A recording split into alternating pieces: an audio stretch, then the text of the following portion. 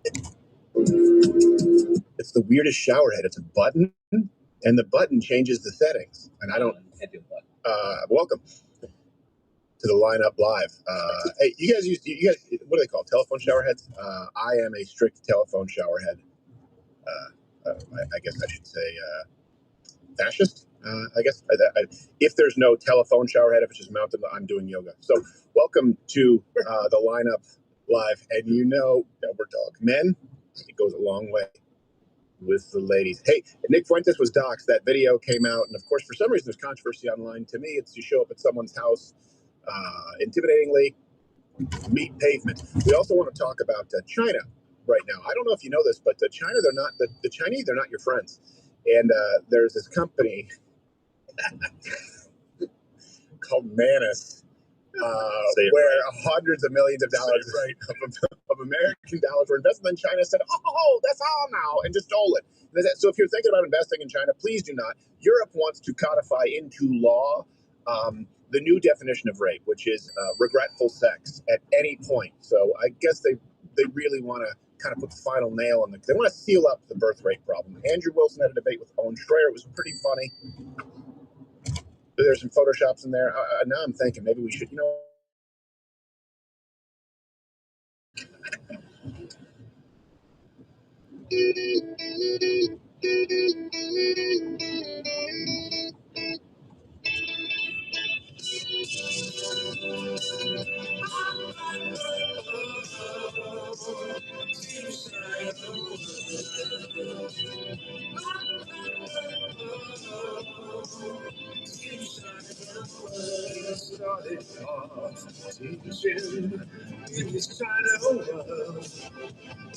you had to lock things down like kids, cause in China world, person for indoor gatherings. I hear his hands clapping, counters are closed for seating and service.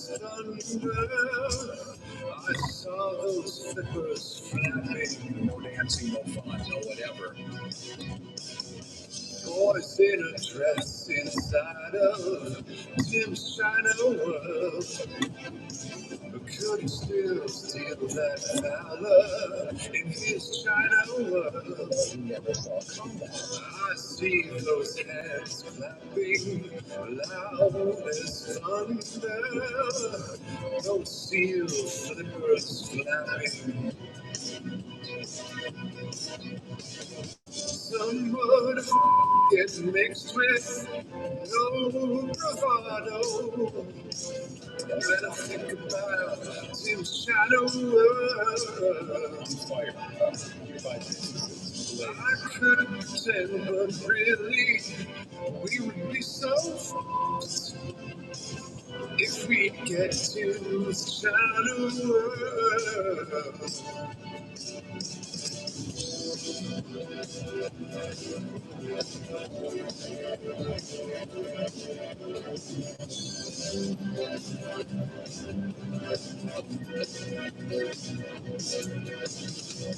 In love with Shannon now, soft and pink just like a sow. Sunlight blinding me off his bald head, he's trancing everyone.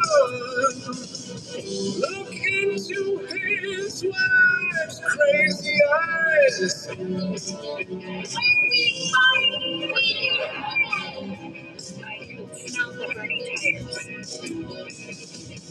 Tim's little shadow world.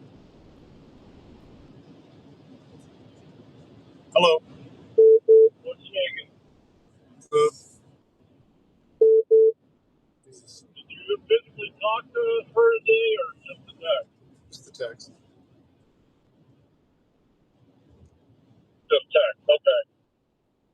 How's Wednesday settled in? Well, she said Wednesday she's out of town. I didn't read it. Dude, I've been non-fucking stop since about 7:15 this morning. Yeah. And literally, I got home with the dog out. Now I'm going to Costco to get some greenies, and then I'm going to meet Simon and Dan and his some talking woman. Damn it! I wish I wasn't missing that. No, I can tell you're so upset. thing about it is, okay, well, what they want 5,000. An additional 5. Well, but they'll put it toward the purchase. All right. But they want to try and set it up for closing on June 1st, which I still don't know if we're going to be able to. I don't think it's going to happen because you get the loan. Yeah. What Gregor said to me, it's going to take a month for the new scores to post. Yeah. And then it takes 3 weeks after that. So we're looking. There's no way. Yeah. But, I mean, at least they're not done with us. You know, if we had to, I could, yeah, all right. I didn't look. So, anyhow, it's been a hellacious week, dude. Yeah, no, I get it, brother. I get it. I'm only going to be, I'm not going to be back in time to even catch you guys there. What I have to do is only going to take me an hour, and I'm 43 minutes away from there. So you're yeah. I went to Findlay for my doctor's appointment, then drove all the way to Defiance from Findlay, which is an hour and a half. Yeah.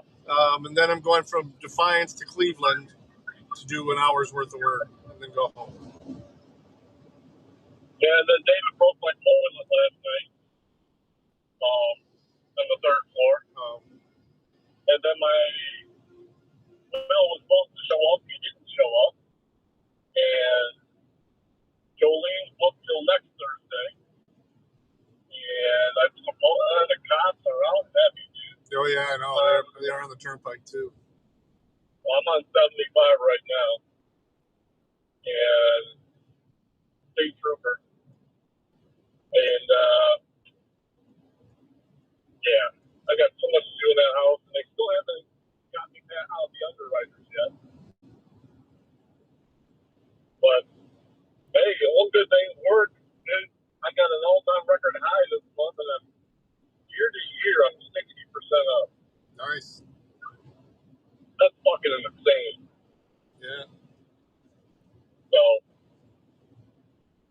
all right. Do you have any luck with her interviews? Yeah, well, I mean, I'll have to tell you about it. One of them's kind of funny, but yeah, okay. I mean, I'm positive. She's still going to keep looking, but the thing is, we don't know what's going to happen next Friday, so we'll have to. Now you go back to court or what? Yeah, and but like I said, they already settled. I haven't gotten the settlement paid yet, but they told us that they definitely cover and everything. So how much you get back? I'm gonna get like 3 over the payoff. That's a decent down payment. Yeah, that's even minus the $1,000 deductible. So yeah, well, can't complain. Yeah, but my rates are going to shoot up. So yeah, mine are too. So, oh well. But I'll if I happen to get done earlier, I don't know if you guys will still be out there or not. When your time you're meeting, around 5? I'm meeting at 5. Yeah. Well, it's probably not going to happen. So we'll be there till at least 7, but that doesn't do you much good. And I'll probably be in bed by 10:30 tonight. Yeah, plus it's our anniversary tomorrow, so I'm going to spend the day with her. So. I did get the inDOCtriNATIONlive flowing again today, though. You got the what? The inDOCtriNATIONlive. Oh, good. They paid bills, so he's going to get me back on a regular prescription for that. So. Cool. I did give you that one bottle, though. That had like over 100 in it, so. All right. Well, Heidi's going to be up next week. All right. Well, this weekend too. It's my grandson's birthday, so. And then I think next weekend is our brother-in-law's kids, or nephew, his birthday, and that's in freaking Columbus. It's the season, I guess. Yeah. Everybody had kids around the same time. So. Well, I'd just like to get at least my mortgage into the conditional area. Yeah. But they haven't taken the money out yet for the inspection or the appraisal. Yeah. And they have the card, but well, I was having my buddy Tom, Tom, and he's pretty good with everything around the city. He was playing. He takes the place for 200. So that's a good thing.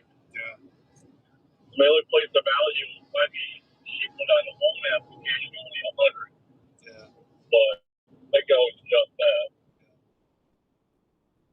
Well, I don't know, dude. I want this all to be over with. I mean, everything she had on there seemed pretty positive, except for the deadline date, which I understand why she wants to pick that, but it's just like, wow, that's, I kind of told you, the last time I talked to her, I told her I had no idea. It's going to be a while.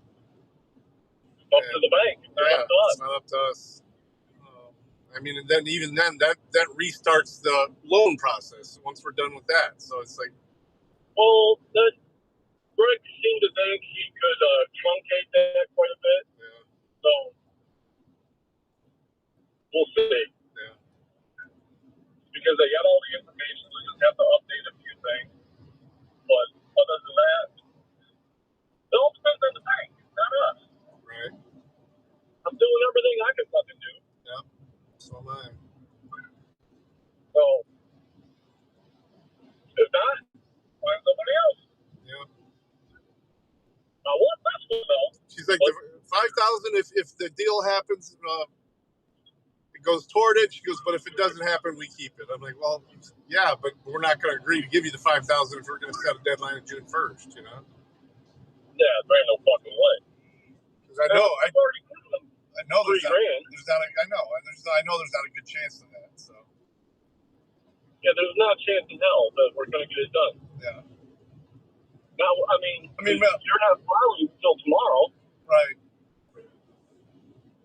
You see the lines at Costco for gas, dude. They're all the way up. Yeah, I mean, shit.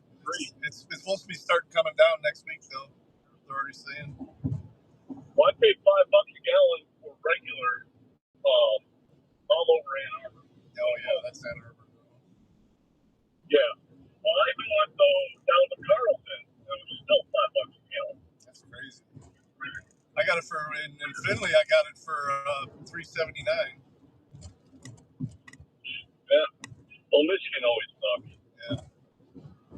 All right, dude. I'm gonna fight the fucking idiots here. All right, brother. Later. All right. See ya. Bye. Hey, XZ.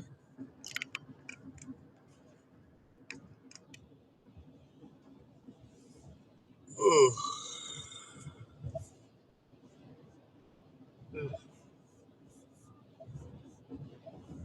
You can't convince me that all that deregulation is going to increase costs. This is exactly what we need to do, not just for the jobs, for the lower priced energy, for our way of life, for our national security. I was volunteering today. Are you aware of the story when Donald Trump was in his first term that he handed then German Chancellor Merkel a white flag, and she goes, "Well, what's this?" "Oh, it's the white flag of surrender." And she goes, "Well, why are you handing me this?" "Because you basically have surrendered your autonomy, because we all know that the lifeblood of every economy, the world's economy, is energy, and energy meaning natural gas, energy meaning oil, energy meaning clean burning coal, and they gave in and they decided to get all of they spent billions and billions of dollars in a deal with Vladimir Putin, and it's like, well, why are we spending all this money on NATO if you're going into bed with a guy that can turn off the spigot anytime he wants? It's such a great point. And Nord Stream 2, that project to build that pipeline, was massively ramping up Germany's reliance on Russia for generations into the future. I remember at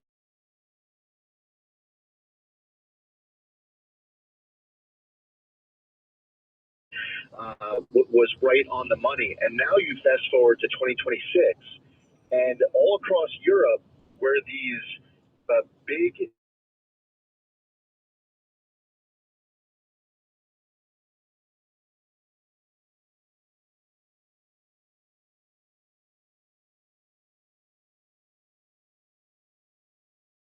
similarly to what we have in places like New York and California here at home, in Europe, they have set goals, deciding that in order to protect the environment, you have to destroy the economy, and they're starting to see their economy erode. People I'm almost there, about 30 minutes away. It is not too late for Europe to reverse this damage. But I'm going to grab something to eat. Actually, I've already grabbed what I need. I'm on the other side of Cleveland. So I've already stopped where I need, and just going to grab a bite, and then I'm going to head home. Good shit. Paid a day ahead of time. Good job. They've embraced socialism, climate alarmism. You know, let me play for you, and you referenced this in one of your expos. You know, Al Gore speaking publicly is concerned. If you go back to the 70s, Time Magazine, Newsweek, you know, the coming ice age, and then it became the Earth were about to be burned to death. And then they just came up with a generic term, which is climate change, and climate change has evolved into radical socialism. But the predictions that they made about global warming, global freezing, global everything, there'll be no snow on the mountain of Kilimanjaro, or predicted that in 2009 that the ice-free Arctic summers we'll have in 5 to 7 years. Kerry worried that the Arctic would be ice-free by 2013. All these ridiculous assholes. I'll fire it up on the way home too, though. I'm not going to be more than an hour to eat. World Trade Center Memorial would be underwater. Think of the impact of a couple 100,000 refugees, and then imagine 100 million. We're still putting 162 million tons into it every single day, and the accumulated amount is now trapping as much extra heat as would be released by 600,000 Hiroshima-class atomic bombs exploding every single day on the Earth. That's what's boiling the oceans, creating these atmospheric rivers and the rain bombs, and sucking the moisture out of the land and creating the droughts and melting the ice. And meanwhile, they'd have us go broke, you know, being a Paris Climate Accords. I'm surprising her, so she may be watching, so I'm not going to say, but yeah. You know, nothing big. It's her sixth, so. And they come and go, and then they just make more phony predictions.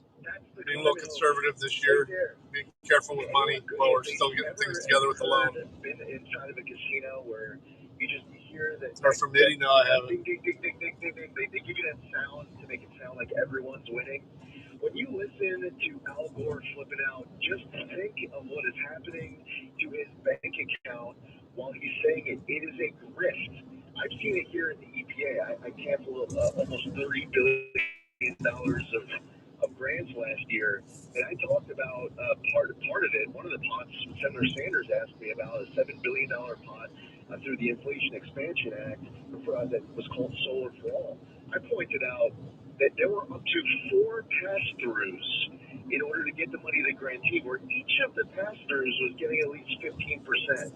We found all sorts of funding where we go through left-wing NGOs that didn't even exist before the new pot was created, and they were staffed up with former Biden, Obama officials, and Democrat donors. All the quotes you just read, the clips you just played, that's the hoax, and Americans are getting smart on it. My quick break more with EPA Administrator Lee Zeldin on the other side. Then we'll get your calls in 800-941-SEAN if you want to be a part of the program.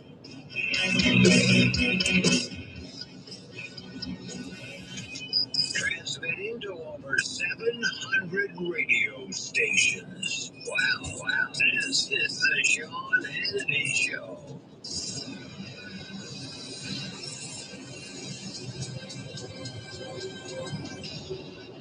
Ask yourself this question. Is it really worth holding on to that timeshare that you know you need to get rid of? Here's the truth. The average maintenance fee just went up over 17%. That could have been 117%, and there's nothing you can do about it. When you buy a timeshare... I doubt she is. She's probably napping.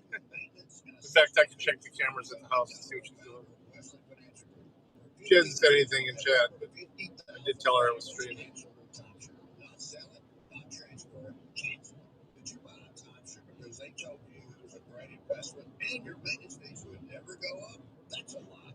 Are you ready to get rid of your timeshare? No, she's outside. Simply call us and I'll send you our timeshare exit kit that explains all your options for cancellation. Call Wesley now for your timeshare exit kit. 800-848-1331. That's 800-848-1331. 800-848-1331.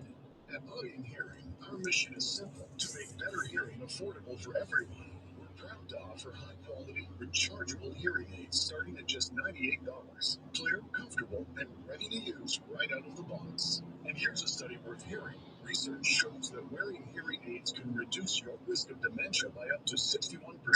Join over 1 million happy customers and hear the difference today by going to audionhearing.com. That's AUDIEN hearing.com. If you own a business, you've heard it all. From fast funding to easy approvals, everyone says the same thing. LendSeek is different. We show you what you actually qualify for. LendSeek's AI-enabled platform matches you with funding options with no guesswork. Up to $5 million in as fast as 24 hours. If you've been in business over a year, doing at least $50,000 per month, apply for free with zero out-of-pocket costs and access to over 100 lenders. Start ready, stay ready. LendSeek.com. LENDSEEK.com. Hi, I'm Sherry with LifeSource Water.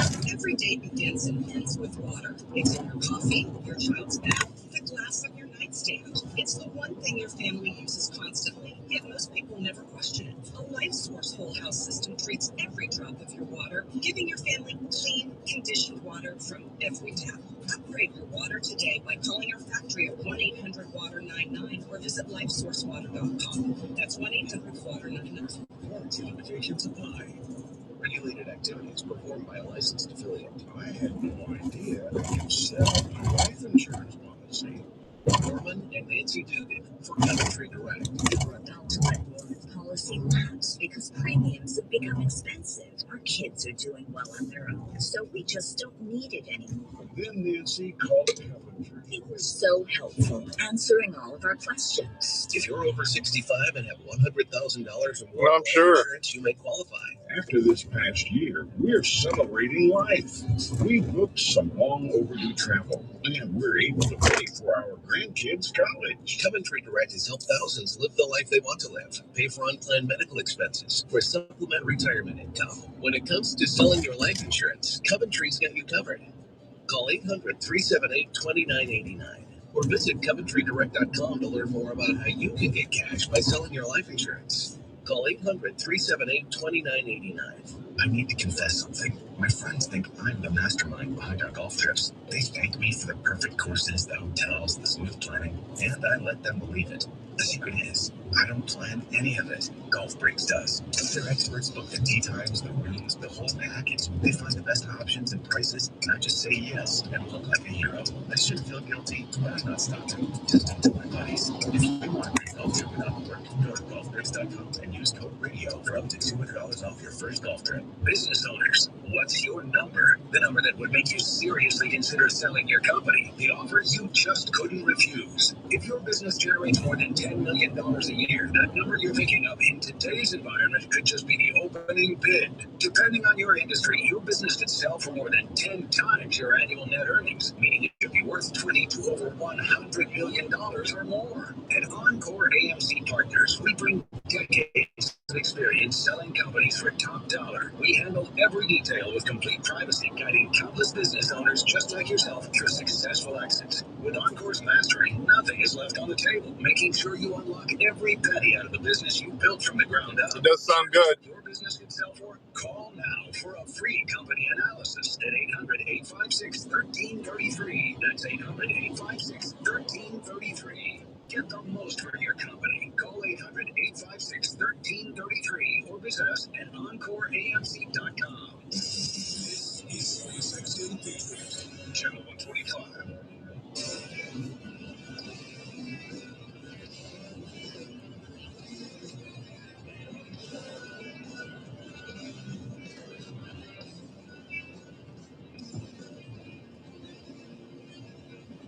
We continue. EPA Administrator, our friend Lee Zeldin, is with us. What a week he's had.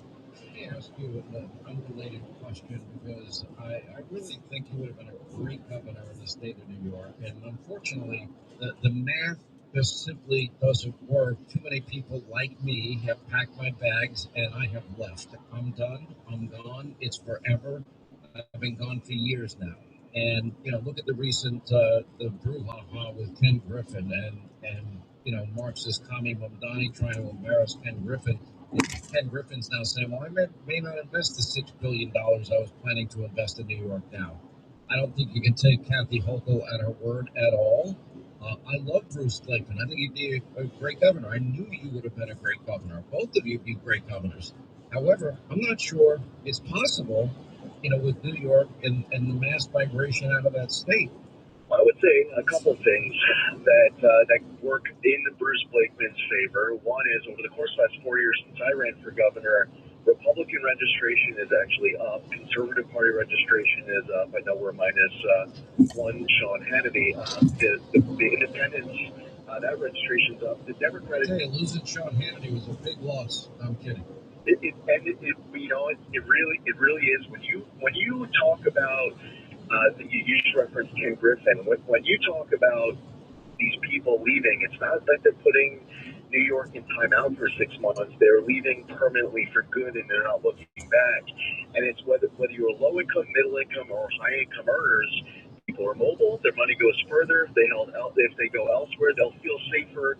They live life freer, and they are gone. One other thing though, when I ran in 22, yeah, we came up a bit short, but because we were running as hard as we did, fortunately, when Joe Biden was going through that second half of his term, he didn't do it with Democrat rule in Congress. So the down ballot... Honestly, you single-handedly probably gave the Republicans the majority. I don't think probably. I think you single-handedly carried enough Republicans over the finish line to give them the slim majority. I really believe that. I do have to run, though. You're doing a great job. I'm not sure what's next for you, but I'm sure it's going to be big.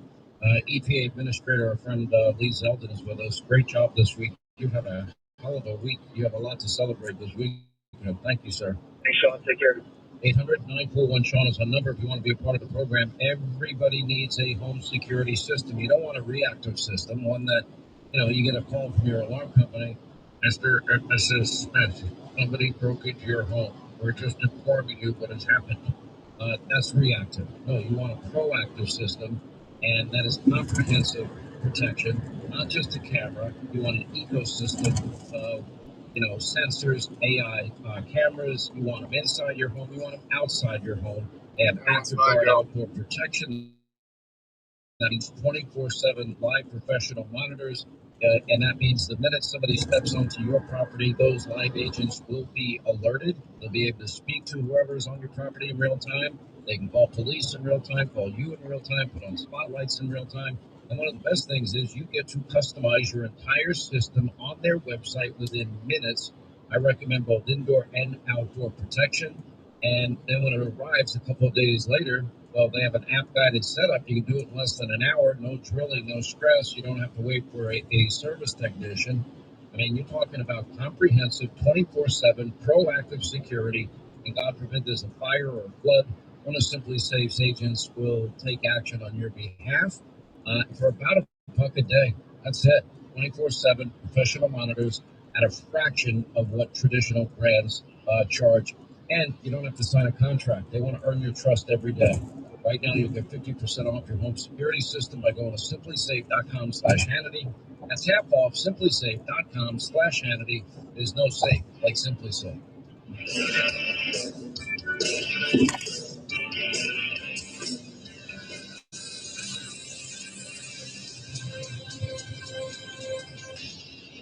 Coverage varies by plan. View contracts and exclusions at insurancewarranty.com. This is an announcement to all United States vehicle owners who own a 2006 or newer vehicle with a manufacturer's warranty about to expire or no warranty coverage at all. With a struggling economy and the cost of living on the rise, Endurance is now offering an affordable, low-cost vehicle coverage plan to the general public. You could be one of millions of drivers that may qualify to have your vehicle protected under this coverage and have all future covered auto repairs paid directly to the repair shop for you. You pick your plan, you pick your deductible, you even pick the repair shop. Roadside service, towing, and rental coverage is included, and your rate won't go up no matter how many claims you file. Get your vehicle protected now and save costly vehicle repairs. A toll-free number has been established for you to call for your free 5-minute quote and to see if you qualify. Call 800-298-9534. 800-298-9534. That's 800-298-9534.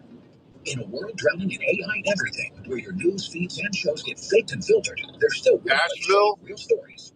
I don't know. I think that's over on the east side of the state. Capturing police in real time across the U.S., plus thousands of hours of true crime, policing, and celebrity stories. So escape the fake and choose what's real. Subscribe now for just $4.99 per month and get a free 7-day trial at RealsPlus.com. That's Reels with a Z, or anywhere you get your streaming apps. Did you know your life insurance is an asset you can sell? I'm Jay Jackson, CEO of Abacus Life. For almost 20 years, Abacus has been purchasing life insurance policies from seniors just like you.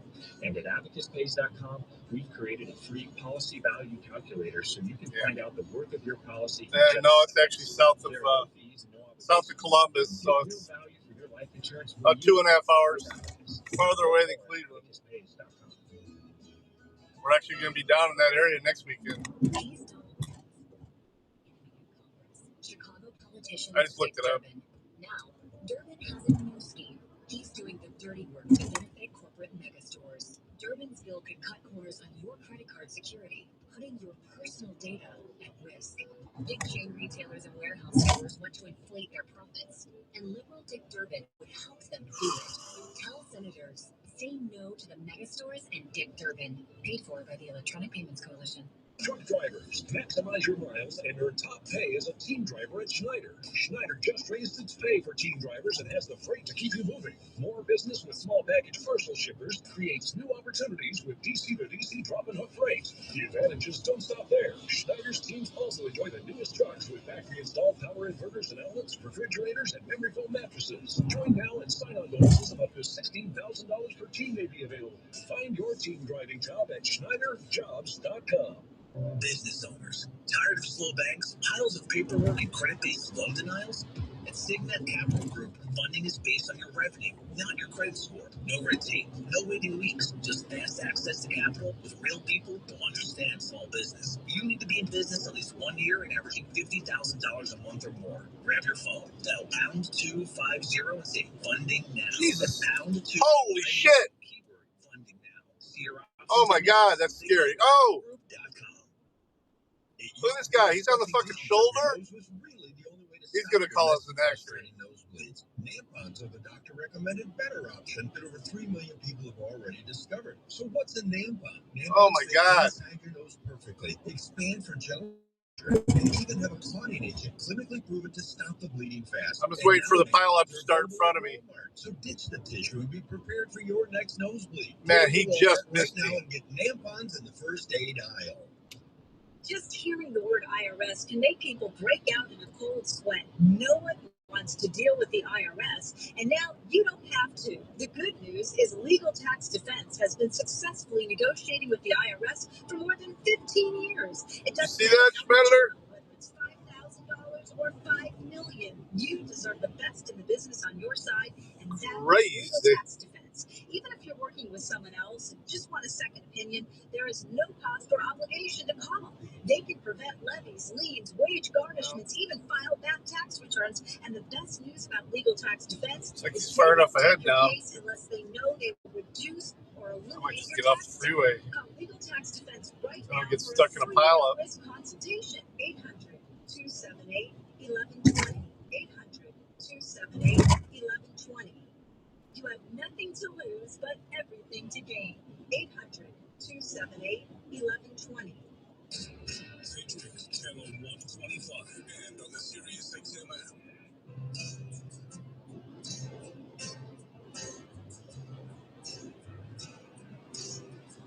What's crazy is I'm doing like 78. And people passing me in the fast lane. It's like 60 here. It's not fast for me. I'm just going with the pace. A little bit. I really, really thought he was going to hit that other person, too. Listen, God forbid, emergency happens. That means you're going to have a tough day. Anyway, blackout storm, national emergency. What is the one thing you're going to need in that moment? It's called communication. And sometimes it can be life-saving. And that's where life-saving communication tools that are designed for emergencies need to be a part of your everyday safety security strategies. And you don't want to have to worry about the people that are close to you in your life. And that's where the industrial strength, walkie-talkie technology of rapid radios comes in. It's instant push-to-talk communication. It's on a nationwide LTE network. There are no range limits. There's no contract. Get over. There's no monthly fee. There's no subscription fee. And it works great. And don't wait until the next emergency and be like, oops, why didn't I get rapid radios? Do it now. Equip yourself, your family, your friends with the technology that's trusted by NASA, by Border Patrol, by law enforcement, and so many of us.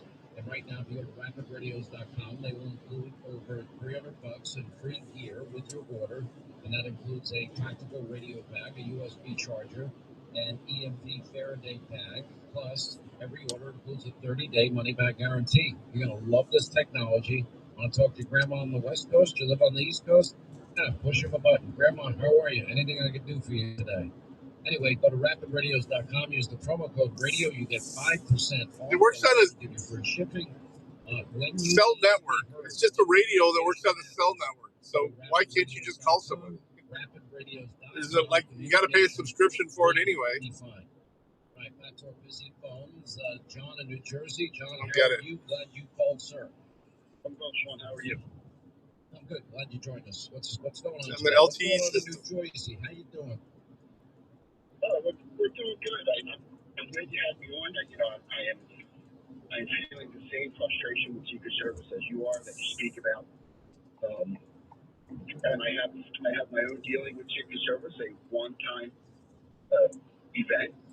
And this was in 2020. I dealt with Secret Service, and Trump Jr. was doing a fundraiser in New Jersey at a location, and I was brought in to do security for that location, thinking I would, meet Secret Service early in the morning, 9, 10 o'clock, before the place even opened. I get there, start all my preliminary work.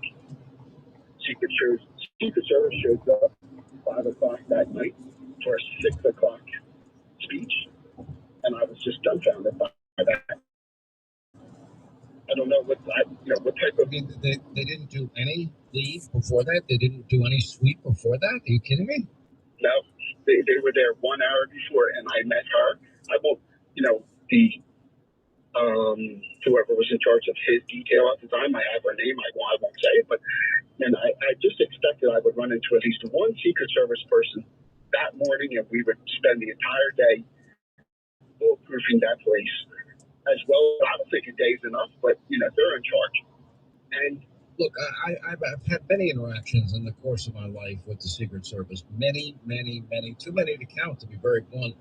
I have great admiration for the rank and file, the guys that are willing to take bullets for the people that they protect. That is very real in their world. I have been swept going into the White House. I have been swept going into conventions. I've been swept going into, I don't go to Mar-a-Lago much, but I've been there a few times. I've been swept when I go in there. The amount of detail that goes into it, it is deep, it is profound. However, we're talking about 3 specific incidences here where honestly things did not work out the way they should. There's no way a perimeter would be that small where somebody can get on a ladder, climb a roof with a long rifle like this guy did in Butler, and take aim and nearly kill the president, come within a millimeter of his life. That area, that perimeter needed to be much, much, much bigger. I could take you out on the range. I'm telling you right now, I could fire. No, this is about as far in as I'm going to go. I've already hit my stop here, so I'm just, like I said, I'm just going to eat. I'll fire it back up on my way home. Last time I did this, though, I got it all the way home without anyone jumping in, but that's my fault because I haven't been consistent enough. But that's okay. It'll probably be Rumble only. Secondly, then you go to Trump International, a known area around the golf course, very close to these 3 or 4 golf holes. Yeah, I'm 5 minutes away now. There are trees on the outside of the fence that secures the perimeter of that golf course. Known area for paparazzi. Okay, they never swept the area the day that Donald Trump was playing golf with Steve Witkoff. I went to breakfast with Steve Witkoff that morning. We're asking me to play. An hour and a half later, I get a call. We just had a shooting incident. They thought at that point that the perpetrator had fired the shot. It turns out the Secret Service guy fired the shot. In this particular case, I'm sorry. First of all, I don't think any event should be held in this hotel. The more I've learned about the configuration of it, but they didn't sweep the entire hotel.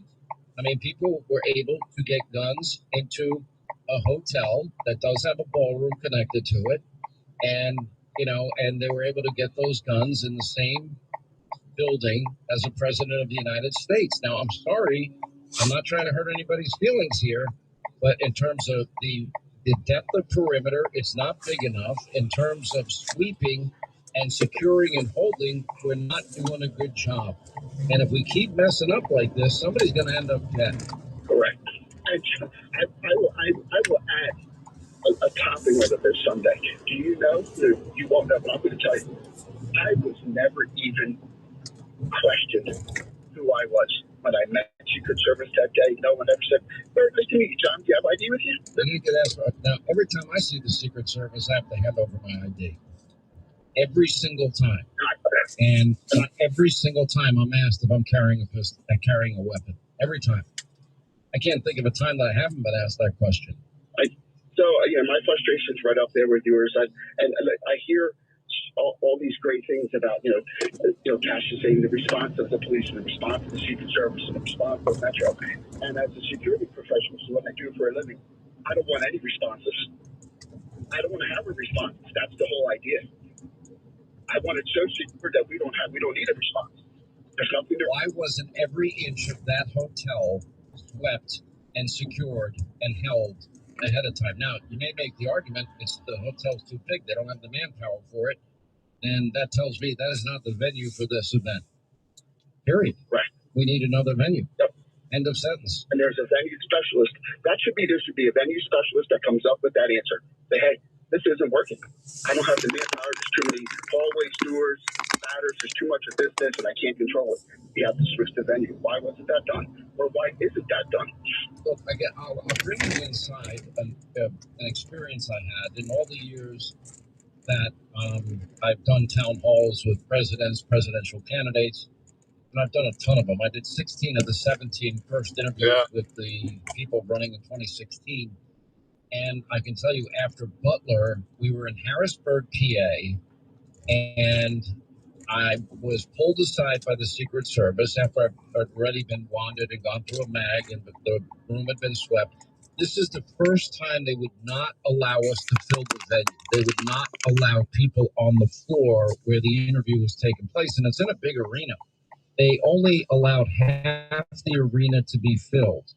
Just before I went out, I was told if shots come from behind you, you're going to go to this area, and it was covered with an American flag, and you're going to crouch under what it was bulletproof protection. If they shoot from the other area, you're going to go in the front in the corner, and you're going to crouch down here. That had never happened to me before. I don't know. Maybe the further we get away from these incidences, maybe we forget. I know they're short on manpower, but that was inherited from Joe Biden. But that doesn't matter. If this venue is not secure enough to have a president, a vice president, the entire cabinet in the same room, and the Speaker of the House in the same room, then we ought not be having an event there. $90 a month to big wireless AT&T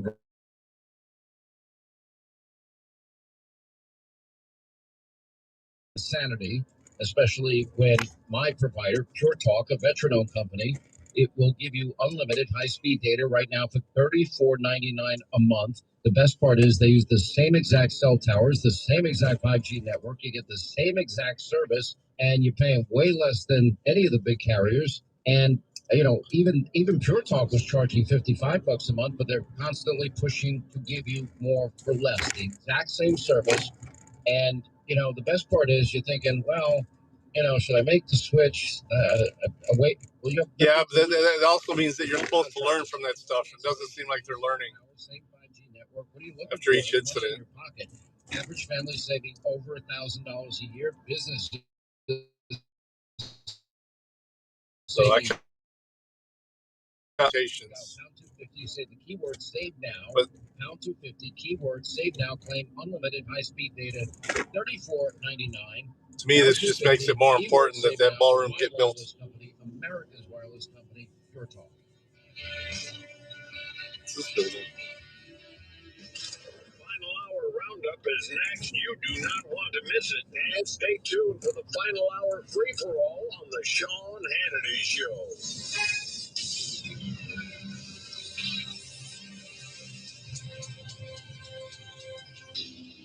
Wesley Financial Group is not a law firm. I'm Chuck McDowell, founder of Wesley Financial Group. Did you buy a timeshare because they told you it's a great investment? That's a lie. Most timeshares can be bought online for $1.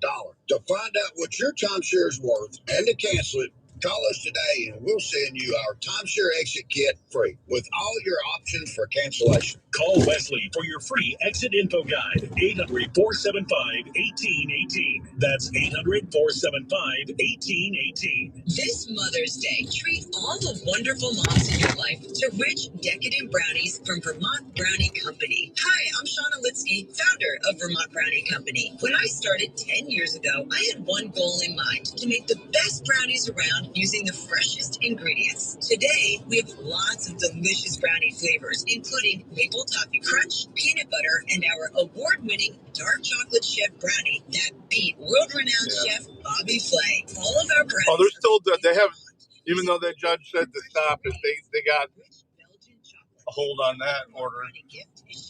They're still working on it, but it ain't gonna be done. It'll be lucky for it to be done before he's out of office.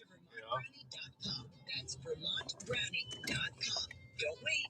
This Mother's Day, show your mother, daughter, wife, grandmother, every mom you love just how special she is with a delicious gift from Vermont Brownie Company. This is the time to come here when it's pretty slow. Is coming up, and your kids want an invite to the party. Let them join the fun with the Kids Guide to America's 250th birthday, a free guide that helps kids celebrate the epic story of our nation's birth. Send your kids back in time to see our brave founding fathers signing the Declaration and get them ready for this year's massive celebration.